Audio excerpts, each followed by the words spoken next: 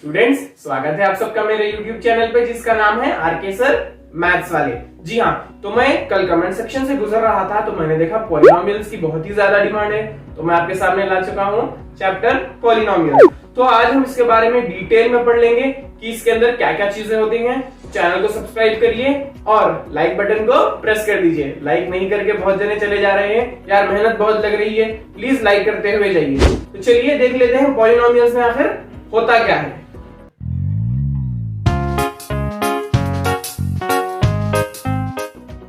Polynomials, यार ये आखिर होता क्या है? क्या कभी हमने इसको समझने की कोशिश की है? जी हाँ, अगर आपने अभी तक नहीं की है तो इस वीडियो को कंप्लीटली देख लीजिए, आप समझ जाएंगे कि पॉलिनोमियल्स आखिर होता क्या है। पॉलिनोमियल्स में बहुत सारी चीजें आती हैं, हम उसको एक एक करके पढ़ लेंगे तब आपको क्लैरिटी मिल जाएगी। स्टूडेंट्स, जब भी आपका जन्म होता है आपके माँ बाप आपका नाम रखते हैं और उसका नाम का कुछ मतलब भी तो होता है, तो इसी तरह पॉलिनोमियल का भी कुछ मतलब जरूर होगा। तो चलिए देख लेते हैं इसका मतलब क्या है। पॉलिनोमियल्स में सबसे पहले लूंगा पॉली, जिसका मतलब होता है मेनी, मतलब बहुत सारे।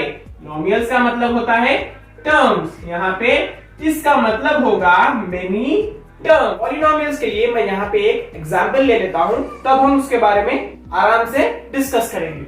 मैं लूंगा एग्जांपल 2x प्लस 3। तो पॉलिनोमियल्स को समझने से पहले हम इसमें क्या क्या चीजें होती हैं उसको पहले जान लेते हैं। तो मैं यहाँ पे पूरी चीजें यहाँ पे एक बार लिख दूंगा, उसके बाद हम एक एक करके उसके बारे में डिस्कस करेंगे। सबसे पहले आएगा कांस्टेंट, उसके बाद आएगा वेरिएबल, फिर आएगा कोएफिशिएंट और उसके बाद आएगा लास्ट में एक्सपोनेंट।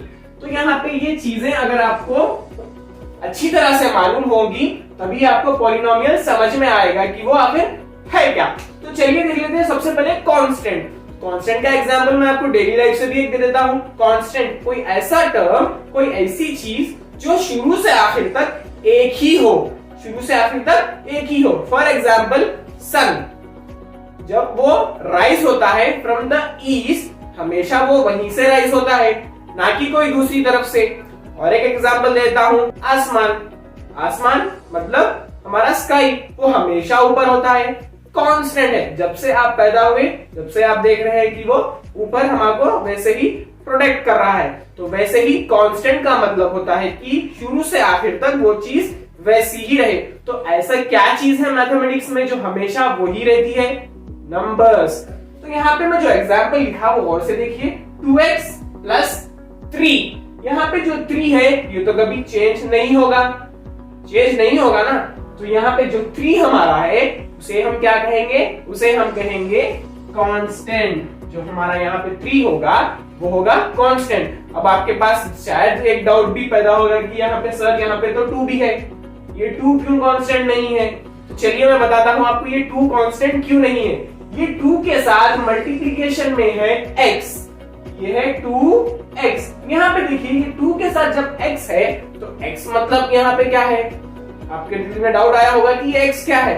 x यहाँ पे है वेरिएबल, x यहाँ पे होगा वेरिएबल। वेरिएबल देखिए, वेरिएबल में ही एक वर्ड छुपा होता है वेरी, वेरिएबल में ही एक वर्ड है छुपा वेरी।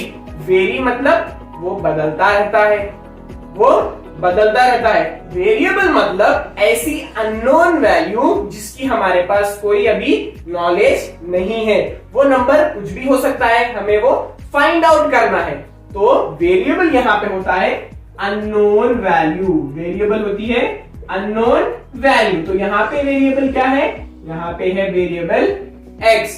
आप वेरिएबल को x लिख सकते हैं, y लिख सकते हैं, z, कोई भी एक अल्फाबेट आप उसको दे सकते हैं, a b c d, आपकी वो मर्जी होती है। बट क्वेश्चन में अगर आपको x दिया हुआ है तो आपको x ही लेके उसको आगे बढ़ना होगा। चलिए हम भी अब आगे बढ़ते हैं। कोएफिशिएंट, ये कोएफिशिएंट क्या होता है? कोएफिशिएंट ऐसी चीज होती है जो x से पहले आती है, जो x से पहले आती है। तो मतलब ये 2 हमारा कांस्टेंट नहीं कोएफिशिएंट होगा। ये 2 हमारा क्या होगा? कोएफिशिएंट होगा। नेक्स्ट चलते हैं एक्सपोनेंट की तरफ। इसको आप एक्सपोनेंट बोल लें या तो पावर बोल लें, एक्सपोनेंट बोले या तो फिर उसको आप पावर भी बोल सकते हैं। तो एक्सपोनेंट और पावर क्या होता है? पावर मतलब वेरिएबल के ऊपर जो हम 1 2 जो भी लिखते हैं उसे हम कहते हैं पावर। तो यहाँ पे देखिए x के ऊपर क्या पावर है, x के ऊपर पावर है यहाँ पे 1, x के ऊपर पावर यहाँ पे क्या है 1। तो यहाँ पे एक्सपोनेंट मतलब पावर कितना होगा, यहाँ पे होगा 1। अब ये तो आप लोग सब चीजें जान चुके हैं। चलिए यही एग्जाम्पल आपको पॉलिनोमियल के पॉइंट ऑफ व्यू से समझाता हूं। ये एग्जाम्पल में हमें क्या क्या चीजें मिल गई, हमें मिल गया कांस्टेंट, हमें मिल गया वेरिएबल, कोएफिशिएंट और हमारे पास है एक्सपोनेंट। चलिए हम यहाँ पॉलिनोमियल्स के डेफिनेशन को एक बार पढ़ लेते हैं। An algebraic expression in which the variables involved have only non-negative integral powers is called a polynomial।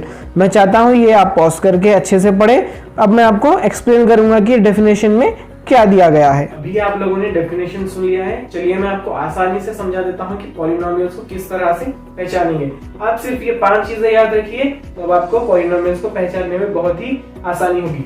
चलिए मैं एग्जांपल ले लेता हूँ 9x² + 7x + 11। सबसे पहली चीज जो आपको यहाँ पे जाननी होगी कि आपके पास टर्म्स होंगे, आपके पास होंगे टर्म्स जो कि प्लस साइन से अलग अलग कर दिए जाएंगे या माइनस साइन से अलग अलग कर दिए जाएंगे। सेकेंड चीज आपके पास होगी कांस्टेंट। यहाँ पे बताइए कांस्टेंट क्या है, जी हाँ यहाँ पे कांस्टेंट है 11, ये होगा हमारा कांस्टेंट। चलिए नेक्स्ट देखते हैं, हमारे पास होगा वेरिएबल। हमारे पास तीसरी चीज क्या होनी चाहिए, वेरिएबल। यहाँ पे x जो है वो है हमारा वेरिएबल। चलिए फोर्थ देखते हैं, हमारे पास क्या होनी चाहिए, नॉन नेगेटिव इंटीजर। आपने डेफिनेशन में भी सुना होगा कि वेरिएबल जो होता है उसके ऊपर की पावर हमें नॉन नेगेटिव इंटीजर चाहिए। अब इंटीजर क्या होता है, अगर आपने मेरा प्रीवियस वीडियो रियल नंबर्स के ऊपर नहीं देखा है तो मैं आपको नीचे लिंक डिस्क्रिप्शन में उसका दे दूंगा। इंटीजर ऐसा टर्म होता है जिसमें नेगेटिव नंबर्स और पॉजिटिव नंबर्स दोनों होते हैं। बट ये नॉन नेगेटिव इंटीजर क्या है, नॉन नेगेटिव इंटीजर का मतलब ये भी होता है सिंपल वर्ड्स में पॉजिटिव नंबर्स। क्या होता है, पॉजिटिव नंबर्स। वेरिएबल का पावर ऐसा होना चाहिए जो कि पॉजिटिव नंबर हो। चलिए देखते हैं, वेरिएबल का पावर यहाँ पे है 2 और यहाँ पे वेरिएबल का पावर है 1। तो चलिए पांचवी चीज जो हमें देखनी होगी वो होगी स्टैंडर्ड फॉर्म। जी हाँ, स्टैंडर्ड फॉर्म का मतलब यहाँ क्या है, स्टैंडर्ड फॉर्म का मतलब ये है कि हमारा जो पॉलिनोमियल होता है वो धीरे धीरे डिक्रीजिंग ऑर्डर में जाता है। जो उसकी डिग्री होती है, मैं आपको डिग्रीज ऑफ पॉलिनोमियल वो सब एक अलग वीडियो में बता दूंगा। यहाँ पे देखिए, यहाँ इसकी पावर 2 है, यहाँ x की पावर 1 है।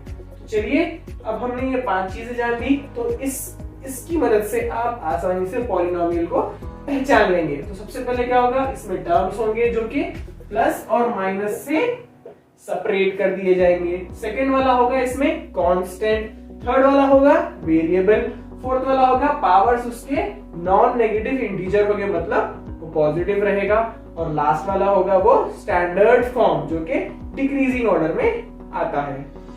गाइस बहुत मजा आने वाला है। चलिए एक एक करके पॉलिनोमियल्स को पहचानना शुरू करते हैं। मैंने आपको 5 चीजें याद रखने के लिए कही थी, वो यहाँ पे अप्लाई करिए और आइए शुरू करते हैं। 4x² - 5x + 2। यहाँ पे कितने टर्म्स दिए हुए हैं, चलिए सबसे पहले वो देख लेता है। ये है पहला टर्म, ये दूसरा टर्म और ये है तीसरा टर्म।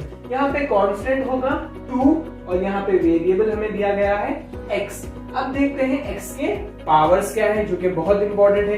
पावर्स ऐसे रहने चाहिए जो कि नॉन नेगेटिव इंटीजर हो। नॉन नेगेटिव इंटीजर मैंने क्या कहा था, जो होगा प्लस पॉजिटिव में, और वो फ्रैक्शन की फॉर्म में नहीं होना चाहिए। 1/2, 3/2 ऐसा बिल्कुल नहीं होना चाहिए। सबसे पहले पॉजिटिव रहना चाहिए और इंटीजर मतलब वो फ्रैक्शंस में नहीं हो सकता। चलिए देखते हैं, यहाँ पे x का पावर है 2, यहाँ पे x का पावर है 1, तो ये तो हो गया है दोनों भी पॉजिटिव नंबर्स। तो ये एक पॉलिनोमियल है, ये एक क्या है, पॉलिनोमियल। इसी तरह दूसरे को भी चेक कर लेते हैं। √3x² + 5x। यहाँ पे कांस्टेंट नहीं है दोस्तों, तो डरने की कोई बात नहीं है। यहाँ पे हमें टर्म्स तो दिए गए हैं, कांस्टेंट नहीं तो क्या हुआ, टर्म्स तो है हमारे पास। ये है पहला वाला टर्म, ये है दूसरा वाला टर्म। फिर देखिए यहाँ पे वेरिएबल क्या है, यहाँ पे वेरिएबल है x, यहाँ पे भी वेरिएबल है x। और फिर देखिए उसके पावर्स क्या है। इसके पावर्स यहाँ पे है 2, इसका पावर है यहाँ पे 1। यहाँ पे बहुत लोग कंफ्यूज हो जाते हैं कि ये √3, सर ये √3, अगर हम ये रूट को निकालेंगे तो पावर तो आएगा 1/2। और से सुनिए, यहाँ पे आपको ये वेरिएबल का पावर फ्रैक्शन में नहीं चाहिए, इसलिए टर्म जो हमारा कोएफिशिएंट कहलाता वो तो √3 रह सकता है, वो तो √3 हो सकता है। हमें वेरिएबल में फ्रैक्शन नहीं चाहिए और वेरिएबल में हमें नेगेटिव नंबर भी नहीं चाहिए। तो गाइस ये हमारा पॉजिटिव 2 तो हमारा पॉजिटिव है, और यहाँ पे x के ऊपर क्या दिया गया है, x के ऊपर है 1, तो ये भी हमारा क्या होगा, इट इज अ पॉलिनोमियल। चलिए देख लेते हैं तीसरा वाला √x। यहाँ पे सिर्फ एक ही टर्म दिया गया है √x। तो देखिए √x को अगर हम यहाँ पे कन्वर्ट करेंगे तो वो हो जाएगा x पावर 1/2। बट हमें डेफिनेशन रिकॉल करने की जरूरत है। डेफिनेशन ऑफ पॉलिनोमियल क्या था, an algebraic expression whose variable is involved should be non negative integer, should be non negative integer. यहाँ पे मैं आपको बोलूंगा इंटीजर का मतलब होता क्या है। इंटीजर का मतलब ऐसा होता है कि वो नॉन नेगेटिव का, तो यहाँ पे हमें पॉजिटिव मालूम होगा। नॉन नेगेटिव मतलब उसका मतलब होता है पॉजिटिव, उसका मतलब होता है पॉजिटिव। बट यहाँ पे इंटीजर क्या होता है, इंटीजर ऐसा होता है जो फ्रैक्शन फॉर्म में नहीं होता। इंटीजर्स कभी फ्रैक्शन में नहीं होते। तो यहाँ तो पावर हमारे फ्रैक्शन में दिया गया है, तो पावर जब ये भी फ्रैक्शन में होगा ये पॉलिनोमियल नहीं हो सकता, ये पॉलिनोमियल हरगिज नहीं हो सकता। चलिए बढ़ते हैं चौथे वाले की तरफ। 1/x + 1, 1/x + 1। यहाँ पे भी हमारे दो टर्म्स दिए गए हैं जो प्लस से सेपरेट हो रहे हैं, तो कांस्टेंट यहाँ पे होगा 1, या हमारा वेरिएबल डिनोमिनेटर में छुपा हुआ है। चलिए इसको जरा न्यूमरेटर में तो लेके आते हैं। इसको हम अगर ऊपर करेंगे तो ये होगा रेसिप्रोकल, और इसका जो पावर 1 था ये हो जाएगा -1, और ये +1 जैसे का वैसा ही रहेगा। अब देखिए यहाँ पे वेरिएबल का जो पावर है वो तो नेगेटिव आ चुका है, नेगेटिव आ चुका है, तो क्या ये पॉलिनोमियल होगा? बिल्कुल नहीं, ये पॉलिनोमियल नहीं होगा।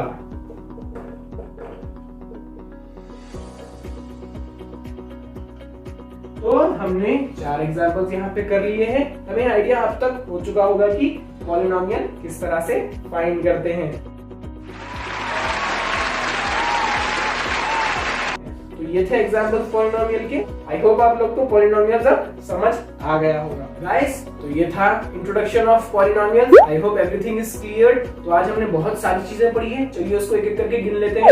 सबसे पहले हमने पढ़ा कांस्टेंट, वेरिएबल, कोएफिशिएंट, एक्सपोनेंट और पॉलिनोमियल्स। तो इतनी सब चीजें पढ़ने के बाद थोड़ा रिवीजन तो बनता है। तो मैं चाहता हूं मैं थोड़े से यहाँ पे एग्जांपल्स दे दूंगा, आप उसको घर पे जरूर ट्राई करिए, स्किप मत करिए गाइस। अगर आप समझ रहे हैं कि आपको सब समझ में आ गया है तो ये गलत है। ओरली सुनने और समझने में बहुत डिफरेंस होता है। जब आप अप्लाई करते हैं किसी चीज को, पेपर पे लिख के देखते हैं, तभी आपको समझ में आएगा कि आपने कितना समझा है। तो मैं चाहता हूँ आप लोग ये एग्जांपल्स को ट्राई करिए, तभी आपका कॉन्फिडेंस बूस्ट होगा।